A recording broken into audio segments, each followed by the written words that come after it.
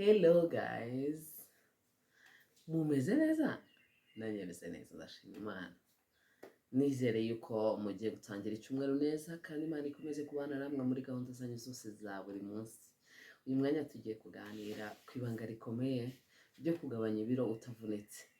Niba ushaka kugabanya ibiro, ntabwo kugabanya ibiro bijya bibaho bitavunitse, reka mbivuge gutyo bitavunanye, ariko birashoboka ko hari ukuntu stress, hari ubundi ikintu cyitwa ubwonko ni ikintu gikomeye. Hari ukuntu utangira gutekereza ngo ngiye kunanuka ni ukugabanya ibiryo ni uguhangayika, ugahita wumva ubwonko burarushye utaranabikora. Birashoboka rero ko wagabanya ibiro utavunitse cyane, cyangwa se hari ukuntu ubwonko bwawe bwumva ko ari ibintu bisanzwe. Ariko mbere yuko twinjira muri video, niba utarakora subscribe, iki ni cyo gihe cyo gukora subscribe. Kugabanya ibiro ni ikintu kigoye, ngewe bibayemo navuga ngo byabaye lifestyle yanjye, kuko iyo ibiro byanjye byiyongereye, mbere najyaga mpangayika ariko ubu singihangayika. Iyo ibiro byanjye byiyongereye mba mfite uburyo ndi butangire iyo ntambara. Ni urugamba ntabwo ari ibintu byoroshye ariko birakorwa. Ariko hagati aho ngewe mu minsi iri imbere ndaza kubasaba inkunga yo kugura imyenda, ko nta mwenda n'umwe mfite. Burya umuntu abona agura umwenda umwe cyangwa ibiri, kandi ndacyafite urugendo rwo kugabanya ibiro. Ntabwo ibiro byanjye nshaka gutakaza byari byarangira, ndacyafite ibiro ku bushake bwanjye, ndacyafite ibiro 10 byo gutakaza. Murumva rero ni byinshi, ariko ndabizi neza ko bizagenda neza. So reba, iyi rero ntabwo ari ishati, ni ikanzu. Sindi buhaguruke, ariko ni ikanzu, yari ikanzu yanjye inkwira neza, nuzuyemo. Urebye yabaye debadeba. Ni umwe mu myenda wenda nakwibukiraho. Kera najyaga nyambara ifite n'agasentire nkagashyiramo, ariko ubu ngubu ntabwo nakuriga nanatekereza no kuyambara ngo ngire ahantu njya abantu bagira ngo nasaze, kuko ni nini pe, yabaye nini, yabaye debadeba. So nk'uko nari mbibabwiye, ndacyafite urugendo rwo gukora, kandi nishimiye ko hari abantu badesize gufatanya nanjye. Hari abantu dufatanya, hari group y'abantu dufatanya. Nawe niba ushaka kujoininga group, watwandikira muri comment section, hanyuma tukagushyira muri group kugira ngo ufatanye natwe.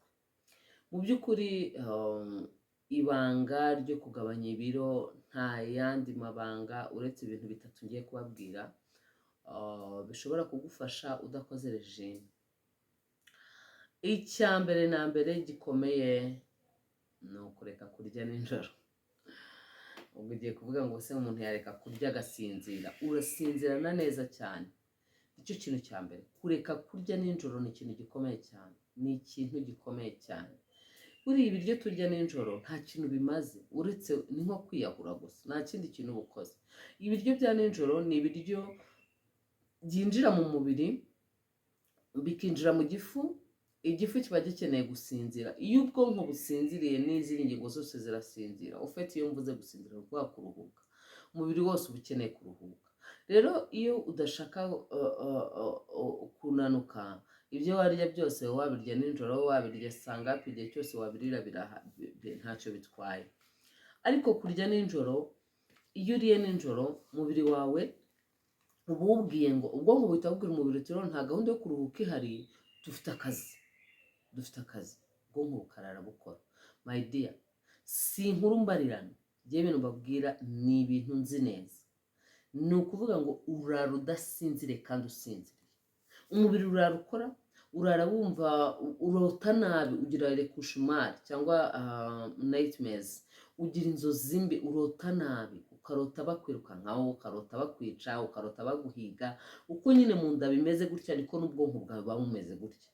Kandi ubwonko buriya ntabwo nyine nta kundi buba buri bugenzi. Iyo bugeze aho bunaniwe, budafite indi choice, uko byagenda kose buraruhuka. Iyo buryamye rero izindi ngingo ziri gukora, kandi nabwo buba buri inconscience, babyita ngo subconscious yawe biri gukora. Ntabwo iyo bugiye businzira, ariko buba bubizi ko bufite akazi bugomba gukontorora. Niyo mpamvu udashobora gusinzira neza. Iyo ni defo ikomeye. Iyo ni side effect ya mbere yo kurya nijoro, ariko idafite ahantu ihuriye n'ibiro. None reka tujye ku biro. ibyo bintu buriya haba harimo amakarbohydrate, haba harimo ibitera imbaraga. Ibyo bitera imbaraga biturutse ku mavuta, biturutse ku binyesukari cyangwa ku biryo birimo isukari, noneho warangiza ukabirya. Kandi ubundi ibitera imbaraga umubiri narabibasobanuriye, ukuramo ibitera imbaraga ukeneye, warangiza ibisigaye ukabibika. None ubwo muri iryo joro hari imbaraga ukeneye gukoresha. Ugiye kuryama, niba ugiye kuryama nta mbaraga, ni zero energy ugiye gukoresha, ni imbaraga zingana nka 0% ugiye gukoresha. So rero icyo gihe umubiri uhita byose ibyo ubashije guproducinga ubyuka wamaze kubisitowaringa, kubibika muri stoke, wamaze kubihinduramo ibinure, wamaze kubika muri stoke. Ikindi kintu gikomeye cyo kurya nijoro kibi cyane nuko ubyuka sometimes, the most of the time ubyuka ibiryo biri mu gifu, ubyuka ibiryo bigeza kwanza, ari n'igihe biba byazamutse. So rero ibanga rya mbere ni ukurara utariye ibintu biremereye, ni ukurara udahaze. Ikintu wakoresha ni ukunywa agapotaje gakeya, ushobora kunywa igikoma nijoro, ushobora kunywa itasi y'amata irimo ubuki kugira ngo usinzire neza, ushobora kurya umuneke umwe, ariko kurya ibiryo nijoro kiraziririza, si byiza pe. Nimba unabikora ukoreshe sisiteme ndibuze kukubwira nyuma. Icya kabiri gikomeye ni ukurya indyo yuzuye. Indyo yuzuye ni iki? Indyo yuzuye mu kinyarwanda twiga primaire ndabyibuka barabitwigishije, ni ukurya ibitera imbaraga, ibirinda indwara n'ibyubaka umubiri. Iyo uriye ibyo bintu umubiri wawe umera neza, umubiri wawe ugubwa neza. Ibitera imbaraga rero nabivuze, ni ibikomoka ku binyamafufu, amavuta n'ibikomoka ku isukari. Ni ukuvuga ngo ibyo twita uburisho, bya bindi dukenera kurenzaho imboga, nibyo bita ibitera imbaraga. Noneho rero iyo ugiye kurya mwene ibyo biryo, ibitera imbaraga uba ugomba kubigabanya bitewe n'imbaraga uri buze gukenera gukoresha ku munsi. Ariko wenda reka twe kuvuga yuko ibitera imbaraga wabigabanyije, reka wirire uko usanzwe urya, ariko ibyo bintu bitatu mvuze ntibibure ku isahani yawe. Iki gihe ntabwo uzatakaza ibiro byinshi, ariko uzatakaza. Ikindi kandi uba uri gutoza umubiri wawe kuba wakora regime, kuko umubiri iyo uwukoreyeho porogaramu drastic cyangwa se iwutunguye urahangayika. Niyo mpamvu rero gutangira kuri iyi sisiteme yo kuba wareka kurya nijoro, ukagabanya ibiryo biremereye, ukagabanya ibiryo byinshi, birafasha cyane. Hanyuma ukongeraho no kuba warya indyo yuzuye. Ikindi ku kijyanye n'indyo yuzuye, indyo yuzuye igizwe n'ibyo bintu bitatu navuze. Ibitera imbaraga harimo ibijumba, imyumbati, ibirayi, ibitoki, amateke, kawunga, umuceri, ubugari, hari ibindi n'ibikira n'ibindi bintu byose nyine wumva bira, amakaroni, umugati, biri aho ngaho mu bitera imbaraga, mu binyamafufu, ibintu bikenera uko nyine bifate gutyo. Hanyuma hari ibitera imbaraga rwose bidashobora kwavantaja iyo ukomeje kubifata, bidashobora kukorohereza urugendo, cyane cyane harimo umugati, umuceri, ubugari, kawunga. Ibyo ni bimwe mu bintu ufite bikereza gahunda yawe. So rero bibaye byiza wabihagarika, ibyo mvuze wabihagarika, ugasigara ku kijumba, umwumbati, amateke, n'umuceri wa brown. Umuceri wa brown ni mwiza cyane ku bantu bagabanya ibiro.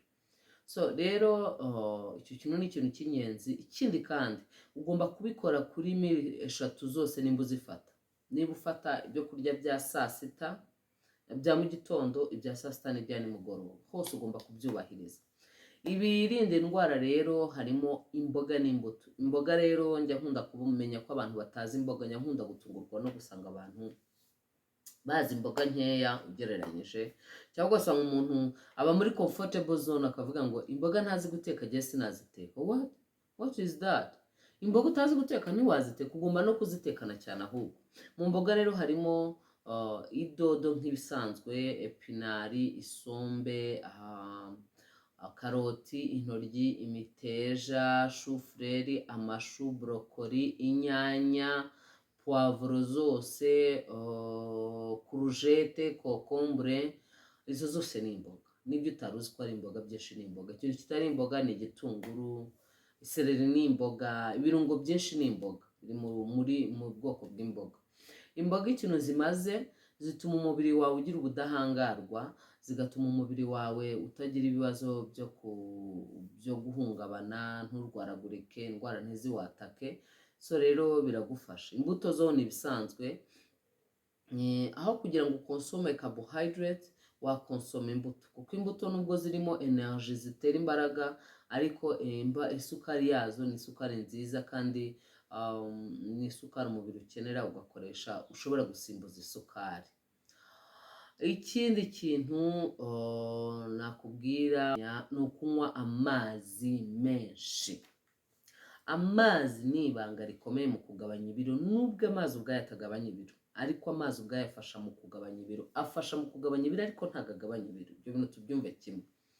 Kunywa amazi menshi bigufasha ibintu byinshi. Kunywa amazi mu biro ufite haba harimo n'ibiro by'umwanda, by'ibinure, umwanda uba mu mara, umwanda wo mu gifu, umwanda utandukanye wo mu mubiri. Amazi ni detox ikomeye.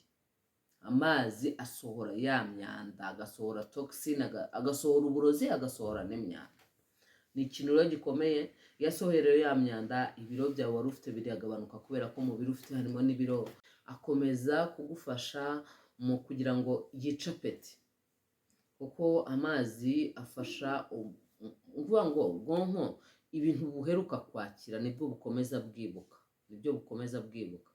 nimba biheruka kwakira isukari, iyo testi y'isukari, ibintu byose uba wumva ukurura ushyira umubiri wawe isukari. Ariko niba uheruka kunywa amazi cyangwa ibindi bintu birura, ubwonko bukomezanya ya testi bishye, bigatuma butifuza, ugahorana ikirezirezi cyangwa se ubushake buke bwo kurya. Nubwo waba ushonje mu nda wanyweye amazi, hari igihe wumva udafite apeti, ukumva nturya. Ikindi kandi amazi yokipa igice kinini cy'igifu, kugira ngo mbese urebye umaze kunywa amazi, tuvuge nimba igifu kimeze gutya, ukanywa amazi agarukiye nka hano, ni ukuvuga ngo ibiryo birajya hano gusa. Ariko nimba igifu kiri empty, kingana gutya, ubwo amazi, ibiryo uri burye uraza gukenera ibiryo bivuye hano byuzuza hano hose. Ni urugero uratangaga. Ubwo nimba wanyweye amazi ageze ahangaha, inusu, wenda waryaga ikiro cy'ibiryo, ubwo urumva ko amazi aba yokipye nk'ahantu hangana nka 25 cyangwa 20% y'igice cy'igifu, bigatuma rero urya ibiryo bike. Ibyo ni ibintu bitatu bishobora kugufasha mu gutangira urugendo rwawe rwo kugabanya ibiro, mu rwego rwo kugabanya kantite y'ibyo urya. Ibyo bintu bigufasha kugabanya kantite y'ibyo urya. Amazi rero, uburyo bwiza bwo kunywa amazi ni ukuyanywa mu gitondo ugifite igifu kiri empty. Ukayanywa. Abantu badakunda amazi, b'abantu bavuga ngo banywa amazi mu gitondo bakaribwa mu nda, banywa amazi mu gitondo bakagira iseseme. Astuce ku mazi biba byiza, cyangwa se tips ku mazi biba byiza uyashyizemo ibirungo, ugiye kuyegereza amazuru yawe, ubwonko buhita bwumva ari ikintu cyiza, buhita butangira gutekereza ikintu kiryoshye, cyane cyane icyayi, mukaruse, cyangwa se ikindi kintu cyiza kiryoshye, kuko impumuro ihita, ubwonko buhita bwibuka bya bintu. Nimba warigeze kunywa akamukaru karyoshye karimo tangawizi, akamukaru karyoshye karimo mu cyayi, ubwonko buhita bwibuka ka kamukaru karyoshye ka mu cyayi. Noneho rero iyo unyweye nta kibazo, nubwo aba ari amazi, ariko ubwonko deja preparation ya mbere, urabizi ubwonko butangirira ku maso. Amaso niyo abuha sinyari, noneho n'amaso, essence zo kumva nizo ziha ubwonko sinyari. So rero niyo mpamvu iyo wamaze kwica gutrikinga, n'ukubushuka, wamaze gushuka ubwonko bwawe, biroroha. Ikindi, byibura umuntu ufite ibiro byinshi aba agomba kunywa byibura 3 litiro. Nk'uko nabivuze rero, biroroha cyane iyo unywa amazi ukayamenyera. Iyindi trick yo kunywa amazi ni ukuyanywa nk'icyayi, ntugotomera. ntugotomere, iyo ugotomeye nibwo ahita agera mu nda akakurya, nibwo agera mu nda amara agahita yiburungusha ukaba waruka, ariko amazi uyanywa nk'icyayi gahoro gahoro. Indi trick ikomeye cyane ni ukuyanywa ari akazuyazi, nk'uko nabivuze hakaba harimo ibirungo, ariko noneho ikiruseho ukayanywa ari akazuyazi, icyo gihe biragufasha cyane. So numva rero ibyo bintu bitatu ari ibintu by'ingenzi cyane ku muntu ushaka kugabanya ibiro, cyangwa se uri muri gahunda yo kugabanya ibiro, cyane cyane abantu bonsa. Uretse ko ikintu cyo konsa cyo tuzakivugaho kuko abantu benshi bitwaza kubyara, bakitwaza gutwita, bakitwaza konsa, ngo umuntu ngo wabyaye ngo ntago ngo ashobora gukora regime, ngo kubera ko ngo aba yonsa ngo amashereka yagenda. Ninde wabibabwiye ibyo? Biterwa n'ibyo ukora, ariko ntabwo bivuze ngo ubwo ngo ukomeze urye ngo sa control, ntabwo ari byo. So rero tuzabigarukaho iyo gahunda, abantu bari kugabanya ibiro, abantu bakiri ku kiriri, abantu iyo gahunda mwayikora cyane. So rero murakoze, mukomeze kuryoherwa na The Image. Niba utarakora subscribe, iki nicyo gihe cyo gukora subscribe, kandi mwari kumwe nanjye Faustine. Bye bye.